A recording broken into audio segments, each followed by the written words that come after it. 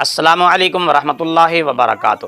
عزیزان محترم، یہ اطلاع ہے، خبر ہے کہ یہ جو ویڈیو آپ دیکھ رہے ہیں یہ توسا کے کسی سیلابی علاقے کی ہے۔ جب یہ بچہ پیدا ہوا تو اس کو زندہ ہی دفن کر دیا گیا، زندہ درگور کر دیا گیا۔ یہ بچے کی آپ حالت دیکھ رہے ہیں کہ یہ مٹی سے نکالا جا رہا ہے اور یہ مٹی میں باقاعدہ دفن کیا گیا تھا۔ یہ اطلاع صحیح ہے یا غلط ہے یہ اللہ ہی بہتر جانتا ہے۔ بہرحال اطلاعات یہی ہیں کہ اس کو زندہ ہی دفن کیا گیا تھا، اور جس صورت سے یہ نکالا جا رہا ہے تو اس کے نکالنے کی جو حالت ہے وہ بھی بتا رہی ہے کہ واقعتاً اس بچے کو مٹی میں زندہ ہی دفن کیا گیا تھا۔ تو سوال یہ ہے کہ آخر ایسا کیوں ہوا، یہ نوبت کیوں آئی، یہ حالات کیوں پیدا ہوئے؟ جب ہم خود بچوں کو زندہ دفن کرنا شروع کر دیں گے تو پھر سیلاب بھی آئیں گے، بارشیں بھی آئیں گی، زلزلے بھی آئیں گے، کات سالیاں بھی ہوں گی، ظالم حکمران بھی مسلط ہوں گے، مہنگائی بھی ہوگی۔ یہ ظلم تو ہم اپنی جانوں پر خود کر رہے ہیں۔ اللہ رب العزت کا واضح طور پر فرمان موجود ہے، وَمَا اللَّهُ يُرِيدُ ظُلْمًا لِلْعَالَمِينَ۔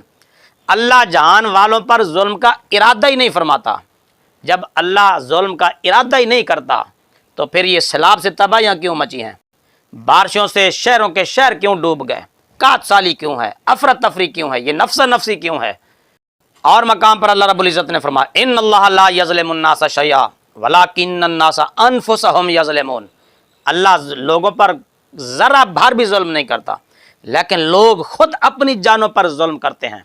جب ہم ایسا رویہ اختیار کریں گے، یہ ظلم ہم نے اپنے اوپر کیا، بچوں کو زندہ دفن کیا، بچوں کو زندہ درگور کیا، پھر طوفان بھی آئے، کات سالی بھی آئی، بارشیں بھی آئیں، سیلاب بھی آئے، شہر بھی ڈوبے، بستیاں بھی تباہ ہوئیں، فصلیں بھی غرق ہوئیں، سب کچھ ہوا۔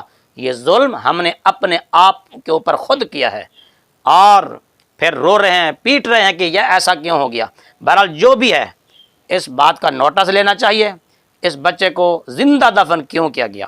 1450 سال پہلے قرآن کریم نے جو خبر دی تھی کہ اہل عرب اپنے بچوں کو زندہ درگور کر دیا کرتے تھے، وہ مثال آج یہاں توسے شریف میں زندہ دیکھی جا رہی ہے۔ وَإِذَا الْمَوْءُودَةُ سُئِلَتْ بِأَيِّ ذَنبٍ قُتِلَتْ۔ جب اس سے پوچھا جائے گا کہ تو کس گناہ میں قتل کی گئی تو کیا جواب دیا جائے گا؟ تو لہذا اہل اقتدار سے، ذمہ داروں سے میں گزارش کرتا ہوں کہ اس بات کا بھرپور نوٹس لیا جائے اور اس کی تفتیش کی جائے۔